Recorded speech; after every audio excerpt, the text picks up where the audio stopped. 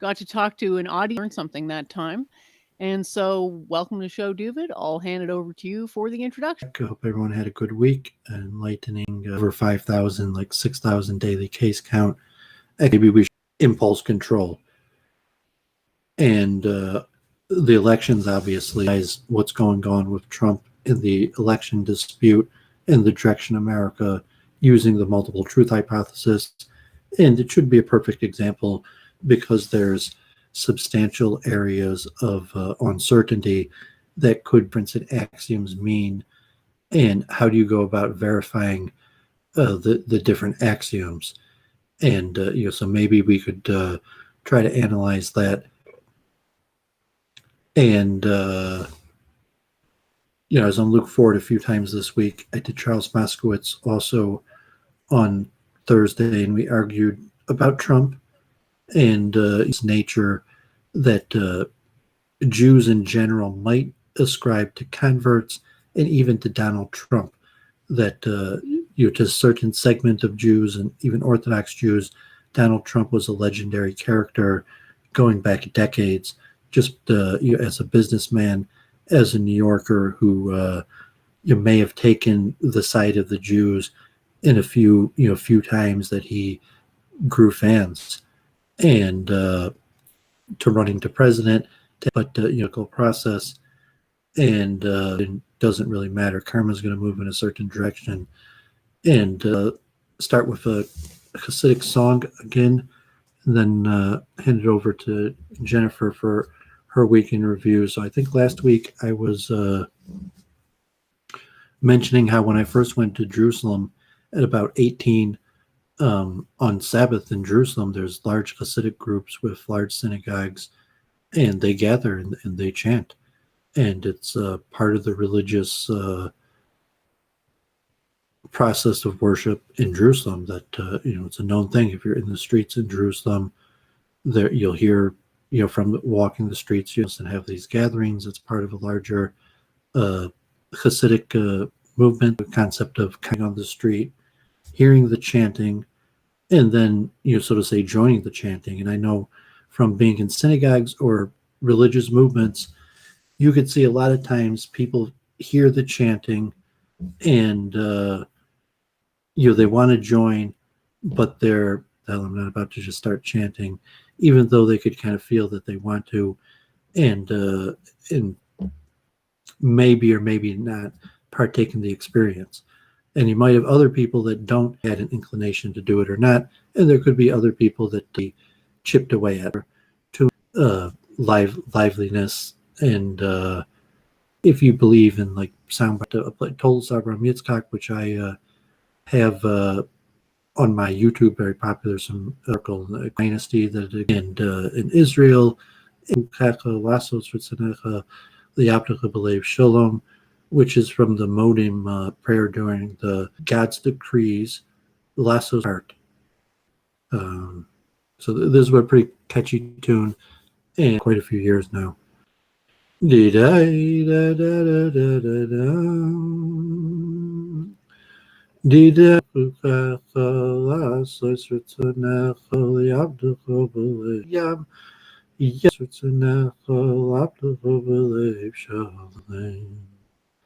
It's actually ironic that in Jerusalem there were tons and tons of popular chants that would have this kind of like servant extremism is maybe more common, maybe also in areas like Brooklyn that have a larger enough internal Jewish communities where you'd have people that would take for uplifting positive things. So how was your week, Jennifer? It was awesome. Thanks. Interesting articles that I'm also, some of those concepts are just, so darn abstract that,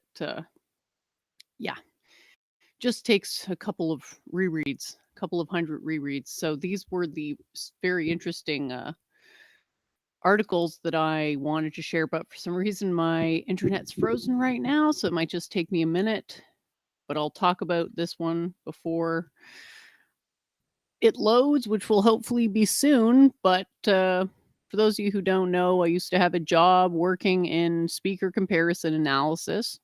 So basically would involve um, somebody coming to me, police officer, law enforcement, and asking whether two recordings represented the same person. And so we would use varying techniques. And back in the day, they had a strictly analytical, like a by hand technique. And then they started to look at techniques involving AI.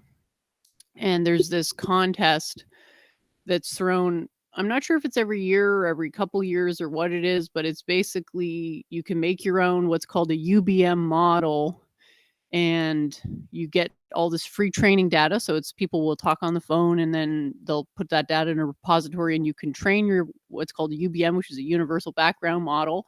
You train it on this data and you generate what's called like training it on the data results in the UBM, which is basically your calibrated archetype. So when the machine is going through and doing speaker comparison, the end result that you get is a number. And what the machine is doing is essentially telling you the distance. It's comparing the vector distance from this prime archetype that it gets from the aggregation of all the training data, the vector distance from that to voice A, and then the vector distance from that to voice B. Accurate. So it's always sort of down to what your training data is. But what I found super interesting in this is not only does it relate to the topics that come up on the show a lot, partial differential equations. I don't know if people remember, but Doooovid often says that it's going to come down to modeling something using a vector field. Well, what does that mean? Well, this is an example of people doing just that, and a quite impressive result, because what they do is they get a UBM. So when I was doing my work with the UBM, that was on human voices. So you could think of the ground model, the UBM, as being like an archetypal human voice that's like the average voice. That's how the computer sees it. Whereas with what they're doing here is that they're finding the average liquid qualities. So unfortunately, my thing keeps freezing because I guess it's having trouble doing one thing at a time. But there's a super cool image that as soon as this decides that it's going to unfreeze, I will display it. Because the approximation and the real fluid are basically the same. Like if you just to the naked eye, you can't even see. I'll pull it up here, but they're pretty darn good. So here are the I think you could see these, Doooovid. It'll just take a second to come up on the screen. But these are super cool. And given the complexity of this motion, like you can see that the motion, I guess I would describe it as some type of semi-complex fluid motion where there is somewhat of a conservation of something, but it's not a pure laminar flow. So in fluid, you have two kinds of fluid motion. One's called laminar, and that's when it's flowing in a line.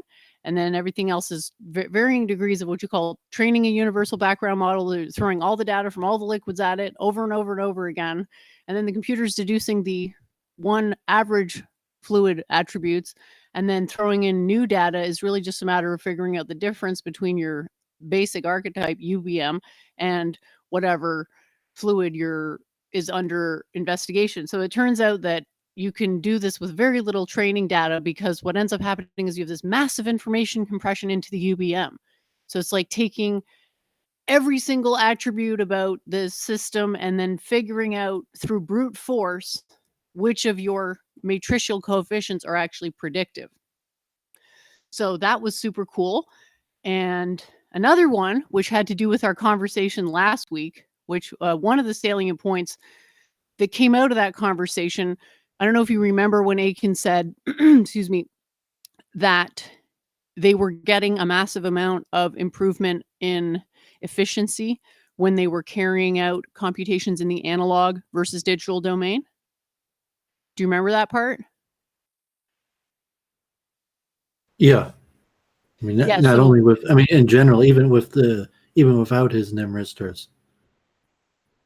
yeah, exactly. Like it's just it's a structural fact that if you encode certain things on, I mean, I'm guessing that for computers, it's always going to be more efficient to do computations in the analog domain versus the digital, because the digital has an additional burden on it that the analog doesn't have. So if we extrapolate that logic to how humans do computations in their own consciousness, we know through traditional teachings that those computations are happening in the light domain. And so that's even more efficient than analog. So you think of it as like digital being the crappiest, then analog, then light. And so we can think of our bodies as some type of analog system animated by an electromagnetic field. So the question is, how's a biological organism going to solve the problem of computation?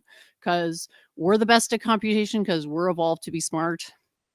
And so it stands to reason that most of the computation will be done in the light domain.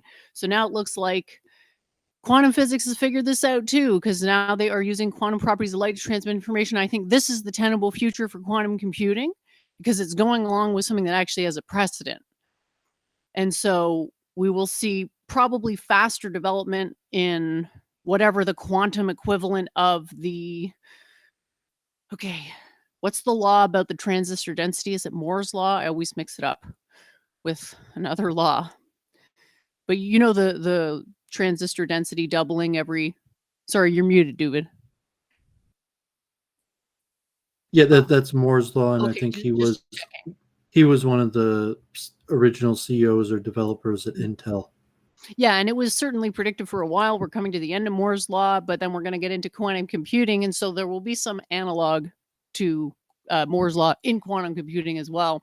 And we're going to look back, and once we went from doing things in the analog quote unquote domain or even the digital domain to the light domain, we're going to notice a huge quantum leap, in terms of what the quantum equivalent of transistor density is, right? Because the nature of a quantum computation is distributed, so you can't really speak of a transistor density per se, but you can talk about speed, information processing speed, etc., etc. So, yeah, that's what I was looking at and excited to see where it's going to go.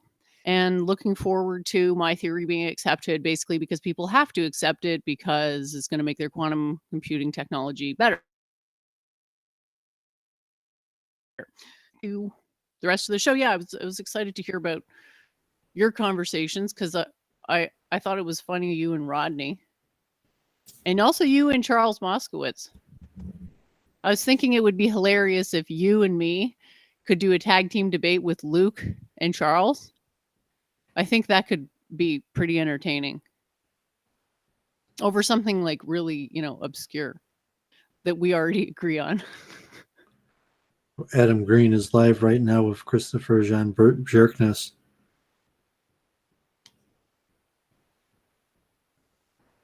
Oh yeah, I don't really watch that very much. Yeah, I mean, all of those people are their own strong personalities and unlikely necessarily to work together in a way that, like, you're just like, oh, wouldn't it be cool if we did this? So, unless there's like money involved or some sort of like, like worth their while, not just like for an experiment or like it'll be fun or it might work. Like it probably, like I doubt those are the very like experimental personalities. Like they got their own thing and their way of doing things, and they're not that interested in just so you gotta, if you do Luke or Charles Moskowitz, like you have to do it their way. They're older, they're like boomers. I mean, like the extension of the boomer, just like everybody old's a boomer these days. So you're saying like they're boomers, they have to be dealt with like boomers, and that's the nature of the beast. But that's the old school radio professional that doesn't exist anymore.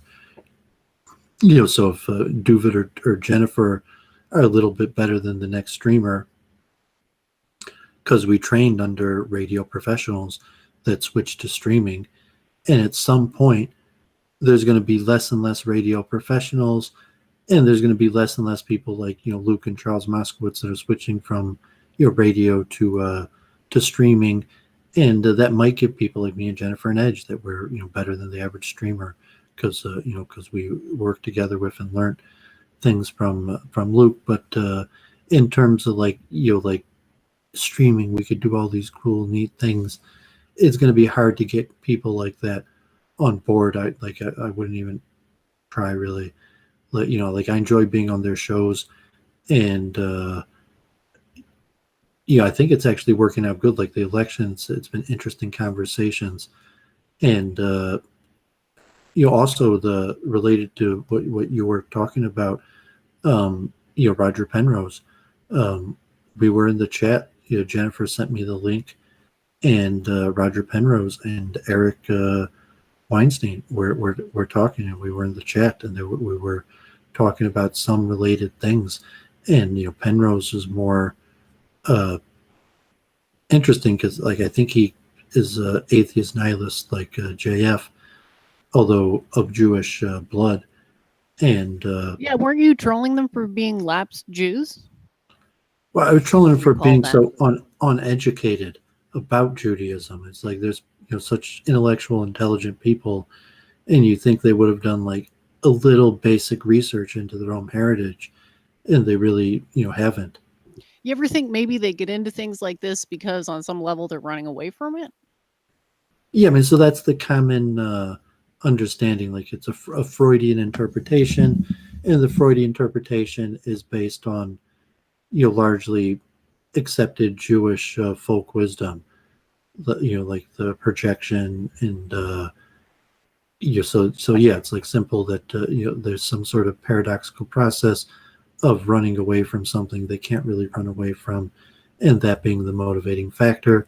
And even thinking like Adam Green, Christopher Van Jerkness, is largely their critique is like, oh, it's these people that even though they've assimilated, they're still working towards a larger group strategy. And maybe if we talk about Trump, we'll also talk about Trump is kind of like the white man's group strategy. It's saying, is Trump really representative of some white man's group strategy? And what does that say about the white man's group strategy if Trump is the best representative of it? And so that might be part of looking at analyzing the election in some larger multiple truth hypothesis approach. Yeah, I think it's sort of him being what he is and espousing the American ideals the way he does, I think sort of proves that the American ideals are not tenable. I mean, we've all heard these criticisms before, like that the conservatives don't conserve anything and so on and so forth. But yeah, Trump is basically an actor. Yeah, and exactly. You're saying that, and you're saying that, well, really, the American people are all basically just actors. So when America's like, oh, like we're spreading democracy or like capitalism or whatever we're espousing, in reality, we're all just Trump. We're all just show people with a charade trying to make a quick buck.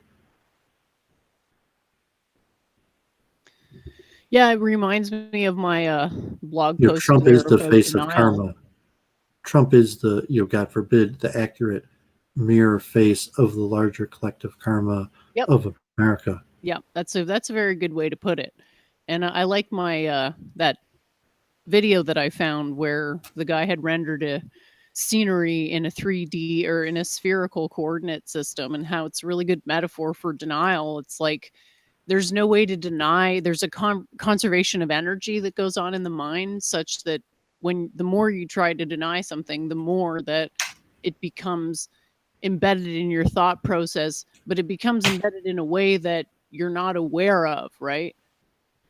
Like they probably think they've successfully run away from their Judaism, these scientific pundits, but then on closer inspection, Doovidian analysis reveals that there's really no such thing as running away from who you are.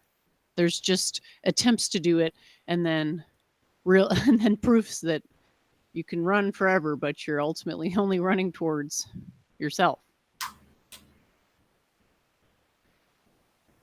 Yeah, and so that not just Jews are classically example. The Bible uses us as an example, and largely society.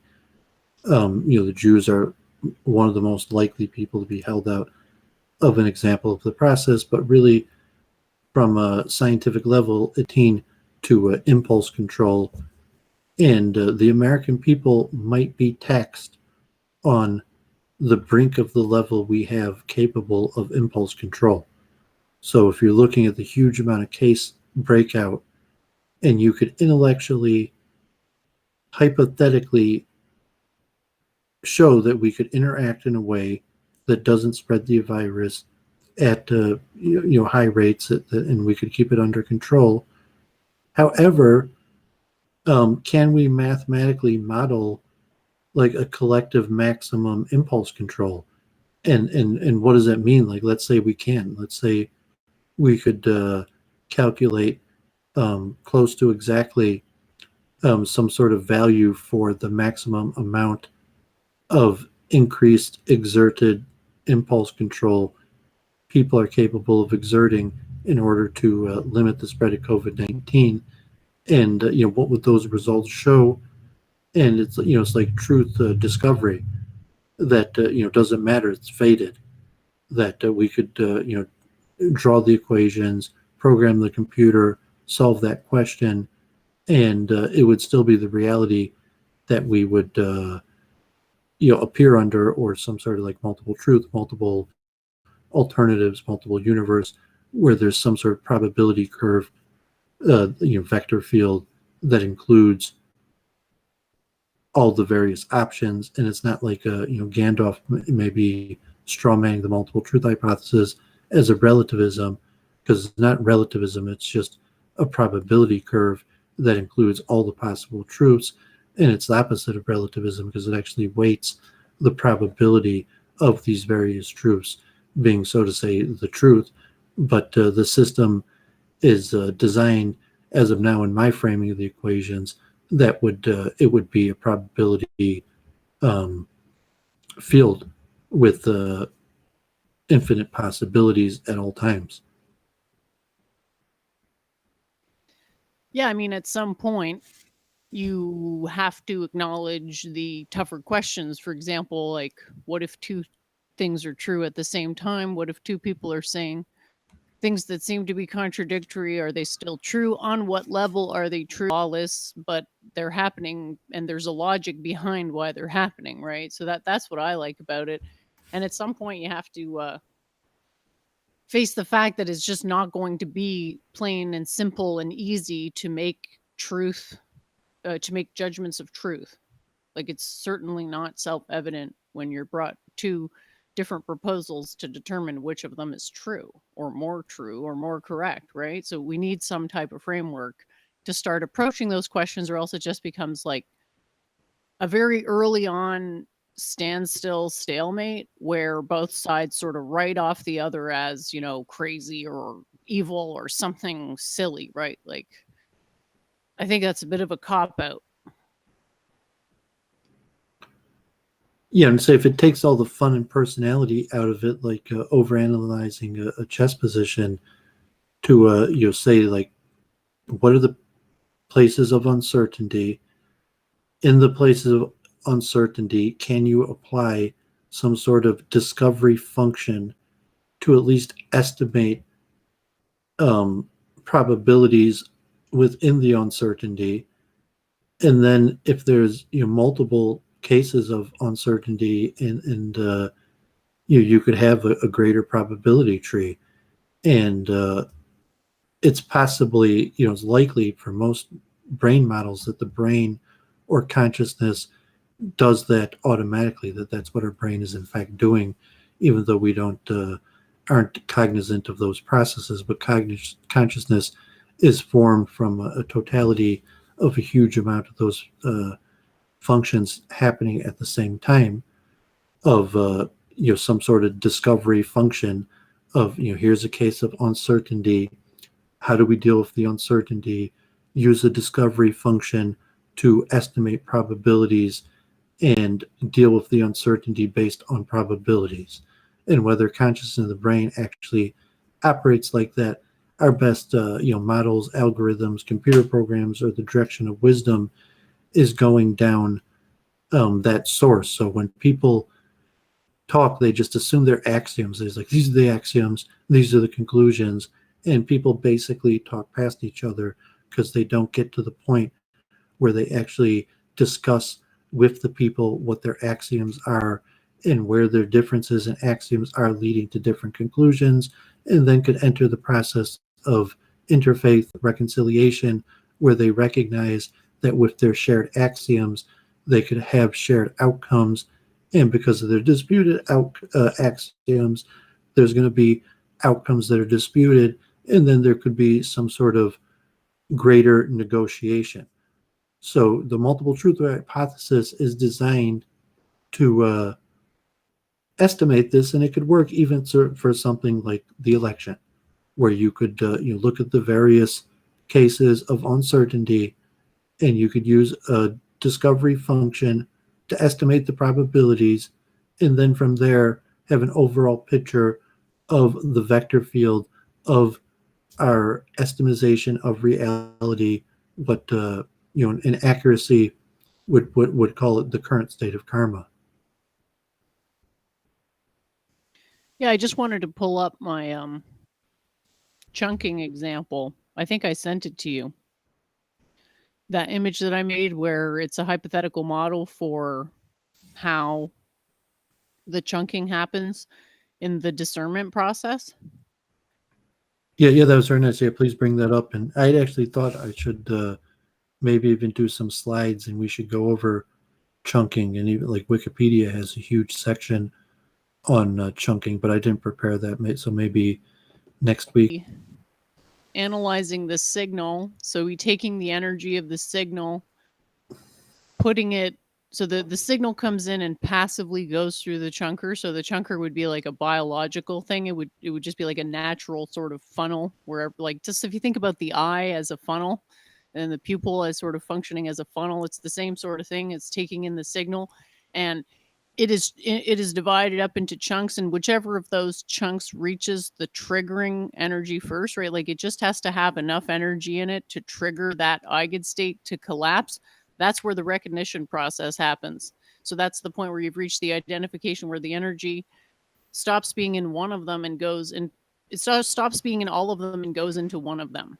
So it's a type of quantum procedure where it starts off on a probabilistic basis, and then as soon as a threshold energy is reached, it switches quantum states and just goes into one of them. And biologically, we may not be able to actually describe what these proto impressions even are, because we only have really words for impressions. Like, if something doesn't reach the level that we can associate a word to it, it's like pre-word, right? Pre-concept. So there is this sort of idea that there may be some level of consciousness that we don't have access to, because it's like the level before we actually recognize something.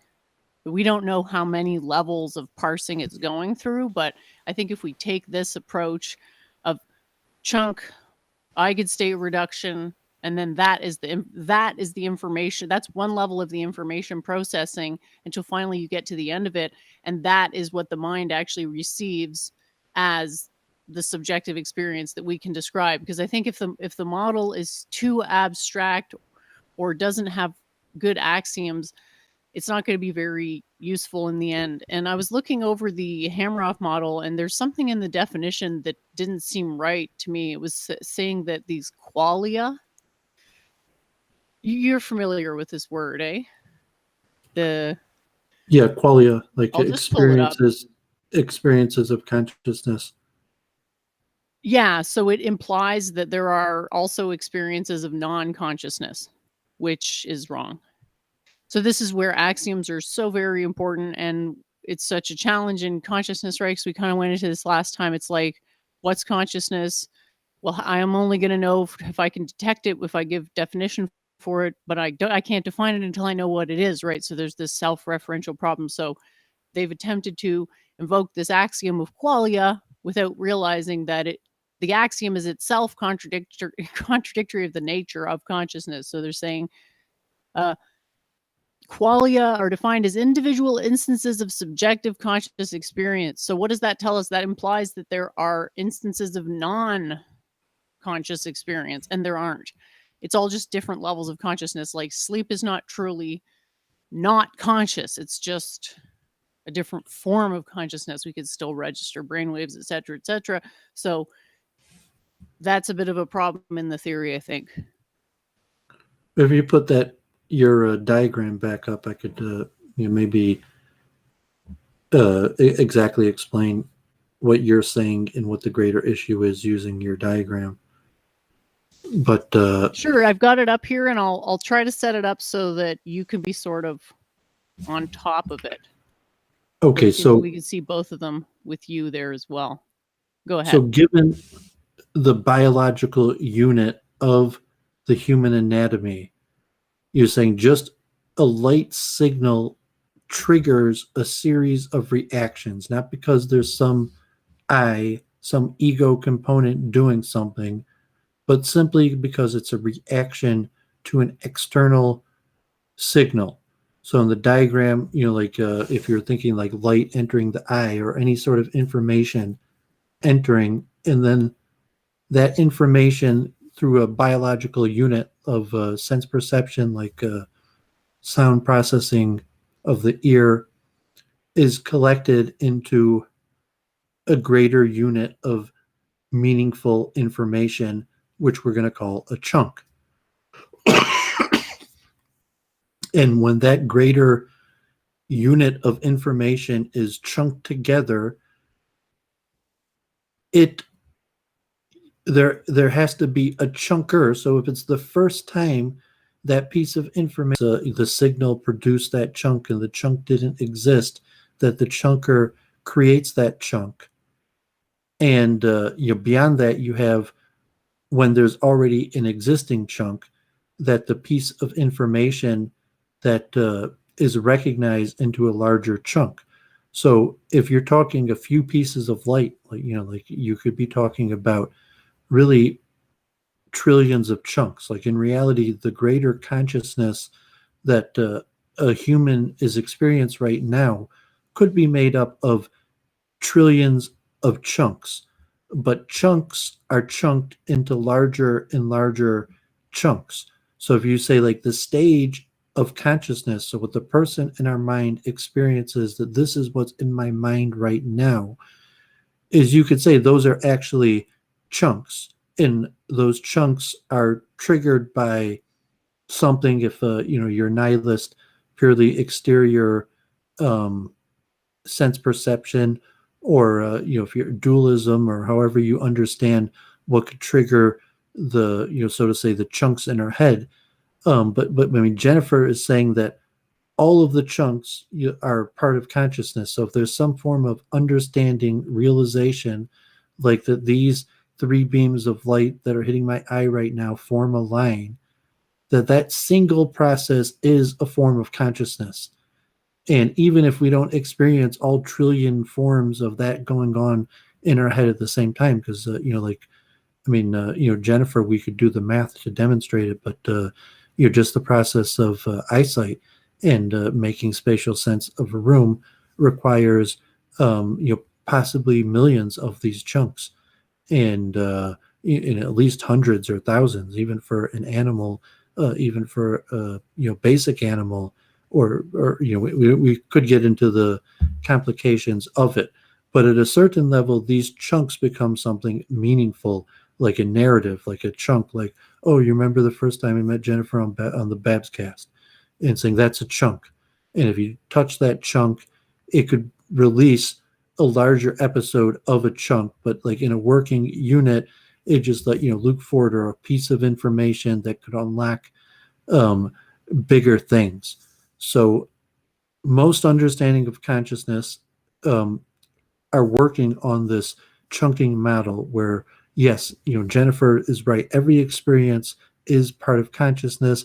But if you had to ask somebody, like, what are you feeling? Like, what is your qualia? You're just going to mention bigger sensations of something I could feel. Like, I can't feel all of the spatial calculations that my eye is making to determine this place of a room, or all the smells, or all the various things that my body does largely naturally. But there's certain things that, so to say, the chunk becomes big enough that it becomes the dominant thought in my head. And that could be a smell, it could be a desire, it could possibly be an abstract thought or these various things. So I appreciate Jennifer making this chunking model and is saying like for the multiple truth hypothesis is very related because a chunk is basically an estimation in a case of uncertainty. So, like a chunk is basically a truth hypothesis that may or may not be true, but for the sake of, needing something, that's what we're going to move forward with. So we could probably reduce Jennifer's diagram here to a series of ordinary differential equations. And it's very similar to the greater process of, and I forget, I think it's Bayesian mechanics. So the actual theories of mechanical brain, how the brain produces consciousness without quantum mind, usually try to produce some sort of magic out of Bayesian mechanics for this process to somehow produce a greater effect of quality and consciousness, if you're familiar with that. Cool. Yeah. So when I think about going to the next step with this, I don't think ODEs just yet, because the problem with using calculus, another problem, the electromagnetic field being connected to the the derivative of the electric field being connected to the magnetic field. Yeah. Yeah. So that's B Maxwell's and law, E. right? The This B and E. makes it extremely difficult to invoke derivatives because this uncertainty problem with derivatives will blow up basically if you keep having to assert false axioms in the structural geometry. So I'm not saying we won't ever use derivatives. We will. We just have to have a strong case in favor of using the derivative, i.e. that it won't perturb the quantum system to a point of irreparability as regards discernible information to get from it. So the way I see the multiple or multitude of truths coming into it is that we would think of it as a sort of electrical circuit. And so you have several parallel processes, which is where this quantum distributed computing comes in. So you have several processes that none of them have 100% energy. They have a total of 100% energy between the processes. Then the stimulus comes in and triggers one of the eigenstates to be filled, which collapses the entire field into one of the eigenstates, which is where you're actually getting what are called neural correlates of consciousness, i.e. there'll be a change of energy within the body itself. And so you think of it as a chunk being maybe, let's just say for the sake of argument, that the first chunk we do has two sides to it, and one of them is good and the other one is bad. So you have a range of sensory experiences that are described vaguely as good and then some that are vaguely as bad. So you'll get the first thing will be the classification into one of those two categories. And then once you're in one of them, let's say we're in the good one, you have to then further classify it. So let's say your range of good experiences has 20 different elements in it. Bad experiences has also 20.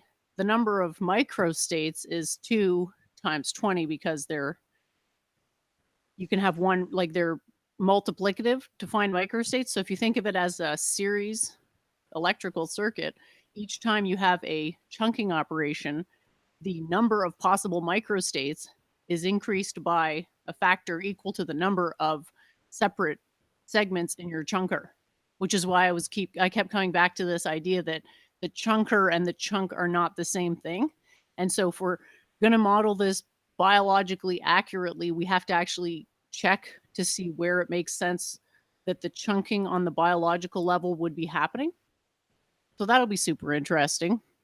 And yeah, thanks for listening to my little rant there. But I think this is, extremely important ideas here. And if the way that you've conceived of this step and complexity of thought is through what you've called multiple truth hypothesis, I'm sort of down to do it from that vantage point because I'm all about the individual centered learning. And I just love that it comes back to computers so much, don't you? I love meeting people like Aiken. Yeah, and I still am going to release quite a few more streams on my channel on that. And I hit a little bit of a standstill because there's really so much information. The most current assumption model is that there's some sort of neural chunking process and some sort of greater resonance of these chunks that once they get large enough could become a voice in the head of part of No, they're always consciousness. the same size. That's the tricky part, is that the signal is just one signal. So any subsequent signal is either going to be the original size or smaller. But then the quantum mind is the big one. Your consciousness, your subjectivity, that's the big thing. That's the information landing pad. But all the inputs are very, very small. Even the sense, like the sense of touch, is quite small relative to the sheer computing power of the mind. Sorry to be so anal, but we have to be super precise. But I really think we're going to be so successful in this because your ideas have gotten like so much better. I don't know what the audience thinks, but I remember in Luke's show, there was a lot of praise for Doovid. They're like, I didn't know Doovid actually knew stuff. It's like, what's causing these people to misjudge you? I don't get it, Doovid. Well, maybe it's a good point. I put in the chat because I was mentioning my dad. Like my local synagogue, should we pray outdoors or indoors? And to me, the evidence is unquestionably outdoors. From what I understand, maybe we could go over the equations. I think even on Week in Review, we did go over and we analyzed those differential equations on the spread and the different models for outdoors or indoors, but it's exponentially less likely for the virus to spread outdoors, and not just like 2 times, 4 times less. The estimates are like 100 times less likely for you to get the virus outdoors than indoors with comparable activity. And also, and it's largely because thermodynamics is very complicated. So if you're thinking about airflow, circulation of air, people may not naturally have ever really thought about, like, how quickly, what is the nature of how air circulates. And studies show like exponential growth is a concept that most people in their lifetime fail to grasp. And the U.S. used to try to teach it. It's important. Finances, like savings and the capitalistic dreams of saving for retirement is based on exponential growth. But unfortunately, it's a semi-difficult concept that even average intelligent people, a lot of them go through their lifetime without really ever grasping exponential growth, hence like with the virus. And for something like the thermodynamics of why would it be that outdoors is 100 times less likely than indoors, you might have to know mathematics and some sort of understanding that's beyond your average person to really grasp it. It's not just like a little bit less likely, it's substantially less likely. Yeah, so why don't we go through an example using Doovid's language? So if we take my theory and we shove it through the parse canon of Doovid's theory, we end up with a description of my 3 cognitive imperatives being your foundational chunker. Now, the level on which a cognitive response is triggered in the chunking process is that consciousness is always chunked into 3, I am, and then 2 secondary nodes to that. And Doovid and Doovid's dad don't have the exact same matrix, quote unquote, for their safety. So Doovid, due to his knowledge about whatever it is that led him to the conclusions that he's drawn, didn't feel any threat to his safety at the idea of an outdoor gathering, whereas his dad did. And so we can infer from that there's some structural foundational belief that's differing. And the reason why the behavior beliefs are manifesting differently is because one person, i.e., Doovid's dad, is having his safety threatened. And Doovid doesn't feel that threatens his safety. Now, and this is another really important thing where multiple truths comes into it, because like, who's right? This is a situation where it's kind of beyond that. They're both behaving in a way which is true in accordance with the laws of nature, that they just have different ways of gauging risk. I don't know if you like that description, but I thought it was good to sort of tie it to what you had just said there. Yeah. Well, I was not. I don't. Me and my dad didn't necessarily disagree on anything. We're just discussing human nature and how, if it's because people lack science education or because the concepts of thermodynamics are very hard to, intelligent outdoors safety, and maybe it is, it's saying less likely to catch the virus outdoors than indoors, but would a person understand, say, no, it's 100 times less likely to catch it outdoors than indoors? Nope, I really don't think so. I think mathematics is something you either get or you don't, and I think most people, like you say, they don't think about what exponential means.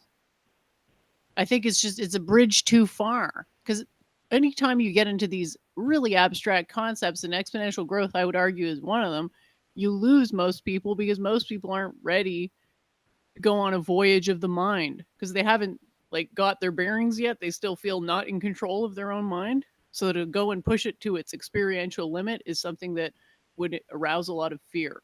And sorry, I guess I misunderstood your example. I thought your dad was saying he didn't want to do it outside, and you were saying you did, but you were just discussing the phenomenon of people preferring indoors versus outdoors. But yeah, I Yeah, mean, like historically, the survival strategy, what the survival chunker is going to recognize as satisfying the safety hypothesis is indoors, right? Like that's cave paintings, right? They're the origins of all art, right? That was technically indoors. So, and people that's feel actually a good safer example. indoors. That's a good And so that, example of the limits of these vestigial evolutionary adaptations, to the point where people actually get sick from being indoors too much and they don't have good enough air circulation, or they have toxoplasmosis from a cat, a hem, or they have some other problem like mold or something in their house. So this is an example of an evolutionary strategy gone wrong. Like you can see why it arose, but you can also see that it has massive limitations, because indoors is only safer than outdoors when you've calibrated all the other variables, right? Like with sort of an assumption that the air is breathable and that there's nothing toxic floating around in the air that could make you sick, right? Which is not a safe assumption given the way we build our houses, right? Like our houses aren't built on having perfect air circulation. They're built even intelligent person, a doctor, a person with a higher education, to just understand and estimate scientifically, like, no, it's 100 times safer outdoors than indoors, versus the natural inclination, like, okay, I could see it's a little bit safer outdoors than indoors, but there's a lot of other concerns versus saying, like, no, it's 100 times safer outdoors. The other concerns pale in comparison, and people have to put information together in their own way, and there could be a certain level of understanding that people don't have expertise in certain fields. So, like as a chess player, um, that's how you win a lot of times, is by making it look like your opponent's best course of action is the best course of action, when really, so to say, it's a trick. And what appeared to be the best course of action really, just leads to an easy victory for the person. So you have a lot of tricks and traps, and it's a good strategy. Like even in debate or streaming, blood sports, prepared, techniques like that are necessary, and the larger chunking process is kind of an understanding of that, where you're saying this person is going to make this chunk because it's the only chunk they have available. There's information to make a correct assessment of the information, so they're going to by force have to use information. So from like a sales perspective, a guru perspective, from the factual equations of karma perspective, that makes predictable equations of the general state of karma. That they're saying, like, these forces of karma, and it may be like the Heisenberg's uncertainty principle, where you could produce equations for the general field and effect of karma, and it'll be somewhat predictive, but not deterministic. I think the way it's just been traditionally looked at is that everything is that karma exists. The total metric, or whatever you want to call it, the total field, the total answer, exists as something that we can't get to we can't know what it is exactly because of the whole waveform reduction observation equivalency, but we can have what are called proxies. And so I guess it would just be a matter of looking at multiple proxies at the same time, and then going through the proxies and sort of saying, well, statistically, this person has the most score for the most proxies, therefore their karma is the best, right? So I think that is a good example, because karma is cause and effect, right? Like, we could never really break down all the causes and all the effects that make us what we are now because of the degree of redundancy. It took 4 billion years for us to evolve to the point that we're at. Unless you've got another 4 billion years to sit and listen to all the transmutations that have happened over the years, you have to do some sort of compression scheme, which is the whole point of this chunking. And so what Doovid is talking about is that if you can't chunk on a level fine enough to derive the appropriate information, you're, ideologically charged environments where they'll just say, well, that person's just bad. Well, what's happening there? Well, there's no chunk that's actually picking up on any of the information from the signal. So it's just falling into the base chunk divider, which is good versus bad. And they're sure that the person's bad. They're just not sure why. Because that's really the only thing they're capable of recognizing, is that, oh, well, it's not good, and I don't know why, and the buck stops there. You're saying it's a deterministic process where there isn't necessarily a they that did something. You're saying there's a person, and there's sense perception that this other person exists, entered their consciousness through their perception, and the way that that information was ciphered was through the chunking process. And so it's a question, was there a they that had some sort of power over how they intake and use that information? How you react to the impression. So, even in the face of the worst possible evidence, you could still choose to not reject it on general principle. And so even though you had a terrible impression of something, you could how to react to stimulus. It's just that process happens so quickly that most people don't feel as though they can't stop themselves in time to change their reaction. So instead of trying to do that, they'll go on to do that random decision. So I think if there is an argument for free will, which I would just call will, it comes from the idea that the mind is the central quantum computer. The subjectivity is the central thing. It's more complex. It has more information. It is the light field. And then everything else is just perturbations of that light field. So there's definitely something there experiencing it. It's just that the speed of the transmission of the signals into the thing that's experiencing is so rocket fast that most people don't realize that it's different things. An experience and an experiencer, they just think it's all one thing at first. Yeah, I mean, we've been at this almost 2 years now, and obviously we're basically tackling the single most difficult question. Penrose and his Nobel Prize, and black holes, and the Big Bang. But the reality is the origin of consciousness, the hard problem of consciousness. And even the last few weeks, I'd say, like, just reading articles and articles, there is so much literature. There's so many people around the world that are thinking about these issues. There's so many computer programmers. There's so many new advances in mathematics. So trying to model it both ways to communicate for the academy versus some sort of Mayavadi or legitimate Mayavadized, assume that this is the way things work, even though they should have recognized that there was uncertainty, and they just went with one of the choices of uncertainty. These issues, but when chunking process and will of appearing to be willing something, but there in reality was no actual willing, and it could be from an evidentiary point of brain activity. As of now, we don't know. We can't actually posit to claim to know the answer to these questions based in mind and effects of quantum experience that is derived from a non-material realm. I'm trying to think of how it's kind of it's a latecomer. It's like the soul. It doesn't really have anything to do with. So you could reject free will. Think about it like this. I'm trying to institute boundary conditions on the free will question. On the one hand, you look at it, answer is no, because of time being unilateral in accordance with relativity, right? Time only goes in one direction, entropy only increases or remains the same. So we have this, what one's virtues. And it's meant to be a test of time preference, right? You could learn to get better at that. That's my point. You could, it's something that you could fail the test the first time and then get better at it, right? So consciousness and understand, because like the biological restrictions of consciousness means that if you don't acknowledge them, it sort of inspires a degree of hopelessness. I don't know, I think that that's good.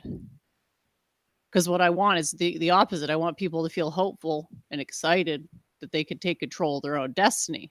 But knowing how difficult balancing between firmness and support oversimplified, then people believe that their simplified understanding is the correct one to the exclusion of all others. It's too complicated. But maybe that's the way it should be. Like maybe people who don't have enough psychic fortitude shouldn't be asking these questions because it's just doesn't have a risk reward profile that justifies it. Yeah, I'm kind of spaced out tonight. I'm not sure. I guess that's basically everything I have. I mean, we could keep on talking a little bit. I'm not sure if anyone else is coming on, but as I said, COVID-19 lockdowns and everything, not much happening. Just the advancements on slow advancements on multiple truth hypothesis. And I appreciate Jennifer talking through and just trying to use it. And Jennifer's models are great, and eventually I think we're going to see a mathematical, logical notation along with these things, and some of that we already have. So I feel pretty good about that. The continuing talking with Luke and Charles, not sure the direction that's going, kind of just like commenting on the turmoil in society. It's only good for a little bit, like we need more. So I'm not sure the outcome, and it hasn't led to new characters, and we're meeting people, and it could be that's not going to happen anymore. But maybe it will. So we'll have to see how that goes. But maybe I'll be on Luke all the time this week. I don't know. Luke is largely unpredictable in that way. So people coming on, or you in contact with anyone that reached out? I didn't get anybody confirmed this week. I thought Gandalf was going to come on, but maybe he's busy because he's got something else going on. I'm not too sure, but yeah, I mean, we could just do a short show this week if you want to wrap it up. I'm trying to get this PowerPoint thing done. That'll be nice to look at once it's all done, and I'll work on getting some more guests next week. I saw Claire. I think Claire is streaming now, and we might have lower viewership or less. I think Claire even had like Elliot and OV and I forget his name. The guy used to troll us constantly. Conops? No, I mean the other the guy who was more like direct, like trolling, and the guy who pretended to be a woman, and oh god, and all the fake accounts, and Domingo, I think, or maybe, but yeah, I mean you could still get together and have little conversations with these little cliques and discuss things, but it's a tough field right now, and YouTube, like, it's going to be very hard to grow audiences in this current age of censorship. Even the president of the United States right now is being censored. So the likelihood that me and Jennifer are going to reach larger audiences, but we could still use the technology to communicate our ideas to people who have similar interest, and to have like a little crew of people.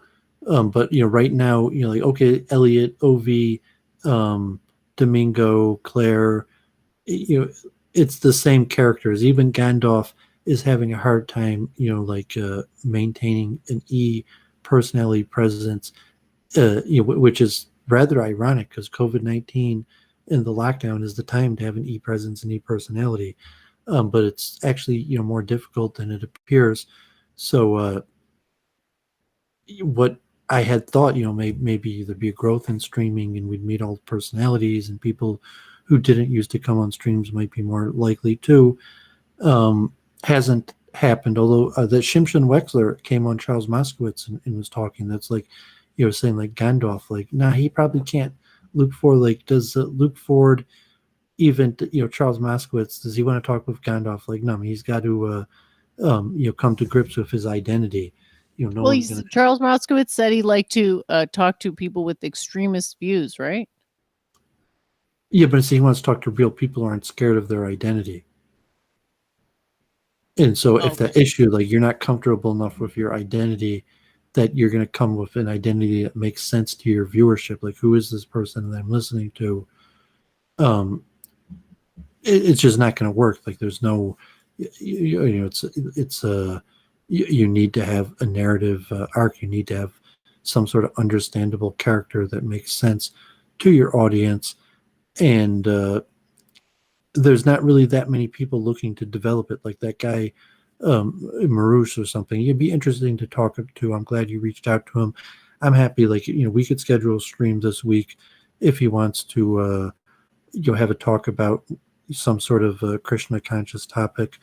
But saying like, does he want to become nurtured as a streamer and join like some debate circuit, or is he just he's just the Hare Krishna, he's preaching, so he's on the internet trying to preach, like if he ran into us at a event or street corner Harinam, and he's saying because COVID-19, now he's just going to run into us on a stream and pitch the same game.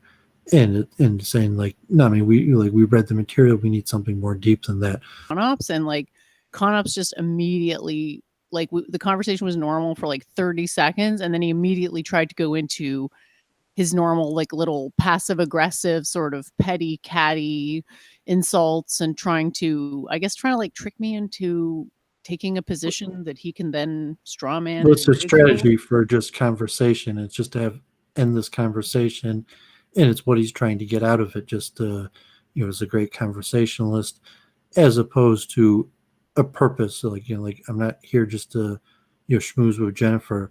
Like it's a purpose-driven show where we're both advancing ideas and we're reporting on activities that we're doing over the week, and not not much for small talk. But that's a personality type of and to have like progress. I demand progress. Your formalities are meaningless to me. Is like, so saying if you are a driven person like that, you have to. From what I've seen, someone who has almost the exact same opinion as they do, so that there's no chance that they're going to lose in people. And I guess don't want to learn the rhetoric to convey their opinions. But yeah, it's I think it'll be something that happens like with Aiken, right? Like he came on and he immediately dove into a highly technical subject. But he's not really interested in consciousness per se. He's interested in how consciousness relates to the application that he's offended personally by repeating things that they, like the Mayavadi. Interesting. Yeah, more active effort into the interaction to produce the kind of results that I would like. Therefore, the interaction is not productive. Yeah, it's all about where you how you chunk it up. And for us, I think it's a bit of the realization that people don't identify these. Their chunking process is just different, because for them it's enough to just talk in circles. This has some sort of therapeutic value, the talking in circles, whereas I think to us it just becomes irritating, because it's like, well, you're complaining about this thing, but then you're not taking any steps to resolve it, because what's the fundamental truth about consciousness is that it's self-created. What that means, what does that mean exactly? Well, I create all my experiences. In a way, yeah, you modulate your experiences. They come in and you choose how to react to them. And maybe it's just more, well, definitely it's just more comfortable to believe that you have no choice in how you react to things. But the truth is that you actually do. And the more you embrace that choice, the more quote unquote free will you will have, which is a freedom to act in a way that aligns with principles instead of impulses. So I guess I'm dozing off, and Nick says the lag is pretty bad. So maybe we'll just wrap it up, or I guess if you want, I'll sign off, and you could monologue or show clips or whatever you want. No, that's cool. Let's wrap it up. Yeah, I'm really sorry about the lagging. I think it's a connection issue on my end. It seems to be almost weather dependent. Like if the certain types of weather make the connection worse. So sorry about that, guys. Thank you for those of you who did tune in.